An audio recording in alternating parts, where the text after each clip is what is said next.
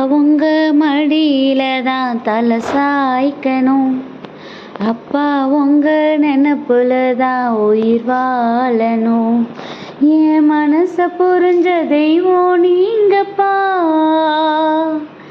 என் மனசு நிறைஞ்ச செல்வம் ஏசப்பா.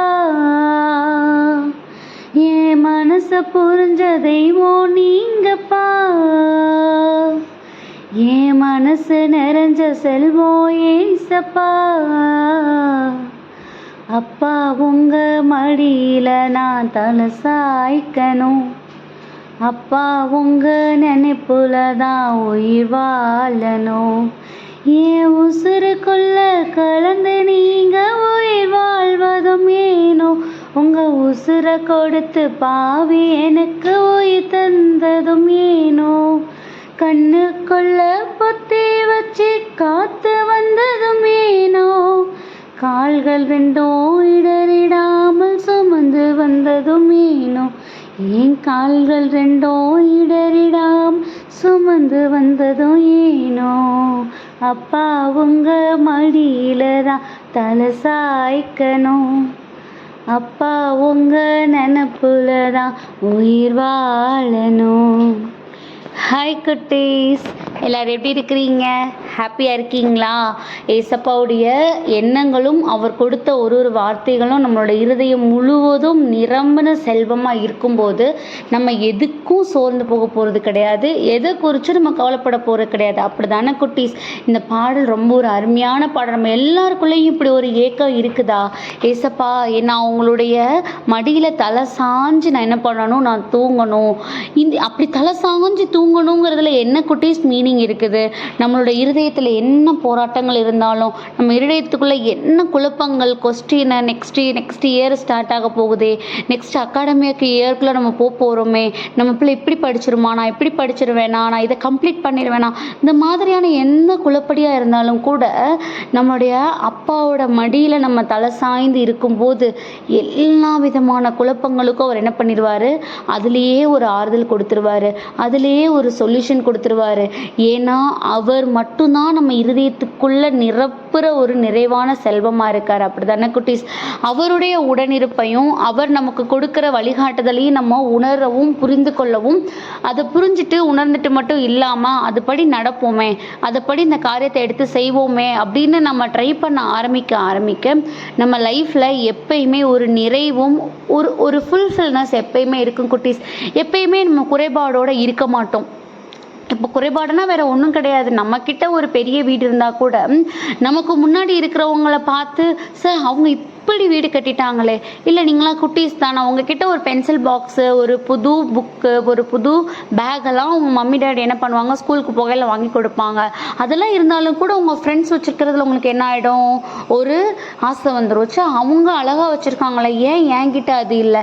நம்மக்கிட்ட ஆல்ரெடி எல்லாமே புதுசாக இருந்தாலும் கூட நம்ம என்ன பண்ண ஆரம்பிச்சிடும்? நமக்குள்ளே ஒரு குறைவுபட்ட ஒரு மனநிலையை கொண்டு வர ஆரம்பிச்சிடும். அப்படி தானே குட்டீஸ்?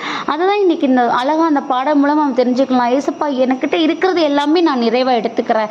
ஏன்னா அது எல்லாமே உங்ககிட்ட இருந்து எனக்கு வந்திருக்கும் போது எது எனக்கு குறைவுபட்டதாக இருக்கும்? எல்லாத்துலேயும் எனக்கு நிறைவு இருக்குது, எல்லாத்துலேயும் எனக்கு நிறைவான சூழலை நீங்கள் உண்டு பண்ணி கொடுத்துருக்குறீங்க, இதில் நான் ஸ்ட்ராங்காக இருக்கிறேன் அப்படின்னு சொல்லி நம்மக்கிட்ட இருக்கிறத வச்சு நம்ம நிறைவு காண, அந்த நிறைவு எப்போ வரும் அப்படின்னா நம்மக்கிட்ட இருக்கிறது எல்லாமே அவர் நமக்காக தெரிஞ்சு கொடுத்துருக்கிறாரு. இதுதான் என் பிள்ளைக்கு கரெக்டாக இருக்கும், இந்த மாதிரி இருந்தால் தான் என் பிள்ளை ஹாப்பியாக இருக்கும் அப்படின்னு நமக்காக எல்லாத்தையும் சூஸ் பண்ணி கொடுத்துருக்கிறாருன்னு நம்ம எப்போ அதை அக்செப்ட் பண்ணுறோமோ, அப்படி இருக்கும்போது தான் நம்மளோட இருதயம் ஒரு நிறைஞ்ச இருதயமாக, ஒரு நிறைவாக, ஒரு ஃபுல்ஃபில்னஸோடு நம்மளோட இருதயம் இருக்கும் குட்டீஸ். குறைபாடுங்கிறது அதில் இருக்கவே இருக்காது. ஸோ இந்த நாளில் ஏசப்பா நான் உங்களோட மடியில் நான் தலை சாஞ்சு நான் படுத்துக்கிறேன். என்னுடைய சூழ்நிலைகள், என்னுடைய போராட்டங்கள், என்னோட கண்ணீர், என்னோட வலிகள், பயங்கள், எதிர்பார்ப்புகள் எது எதுவாக இருந்தாலும் கூட டாடி உங்கள் இடத்துல நான் கொடுத்துட்றேன், நீங்கள் பார்த்துக்கோங்க. ஏன்னா நீங்கள் எனக்கு இதெல்லாம் கொடுத்துருக்குறீங்கன்னா இதெல்லாம் கடந்து வர்றதுக்கான சூழ்நிலையும் எனக்கு நீங்கள் கொடுத்துருக்குறீங்க தானே.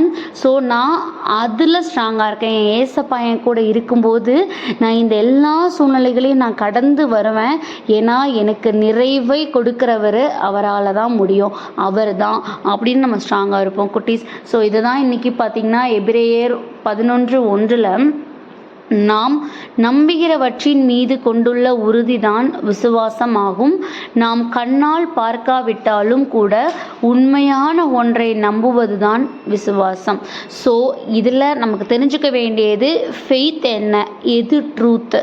நம்மளை சுற்றி சந்தோஷத்தை உண்டு பண்ணுற விஷயங்கள் நிறையா இருந்தாலும் கூட உண்மையான ஹாப்பினஸ் என்ன, நம்ம அவரோட இருக்கிறதும் அவரோட கைக்குள்ளே அவரோட அரவணைப்பில் பாதுகாப்பாக இருக்கிறது மட்டும்தான் உண்மையான ஒரு சந்தோஷங்கிறத நம்ம புரிஞ்சுக்கிடணும்.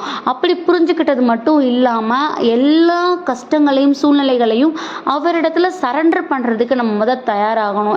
அதை நம்மளே போட்டு குழம்பிட்டு இருக்காம அவர் கையில் கொடுத்தா கண்டிப்பாக எனக்கு இதிலேருந்து ஒரு ரிலீஃப் கொடுப்பாரு, ஏன்னா அவர் தான் எனக்கு உண்மையான சந்தோஷம்னு நம்ம அவரோட இருதயத்துக்குள்ளே நம்மளோட இருதயத்தை ஒப்பு கொடுக்க நம்ம ஆரம்பிச்சிட்டோம்னாலே, இந்த 2 விஷயம் நம்மளுக்குள்ள இந்த வசனத்தின் மூலமாக நம்ம எடுத்துக்கிட்டோம்னாலே நம்மளுக்குள்ள ஒரு நிறைவு கிடைக்கும், நிறைவான சந்தோஷத்தை நம்ம ஏசப்பா உண்டு பண்ணி கொடுப்பாங்க. ஸோ அதுக்காக ஏசப்பாட்ட ஒப்பு கொடுத்து ப்ரேயர் பண்ணுவோமா? அன்பான ஆண்டவரே, இந்த நேரத்திற்காக நன்றியப்பா. தகப்பனே, எங்களுக்கு உண்மையான ஒரு சந்தோஷத்தை உண்டு பண்ணணும் அப்படின்னா அது உங்களால் மட்டும்தான் டாடி முடியும். அதற்காக எங்களை சுற்றி இருக்கிற ஒவ்வொரு சூழ்நிலைகளையும் கண்டு நாங்கள் பயந்து குழம்பி போயிடாமல் எல்லாவற்றையும் அது கரங்கள் ஒப்பு கொடுக்கிறோம். உங்களுடைய சித்தத்தின் படியாக எங்களை நடத்துங்க. ஆமீன்.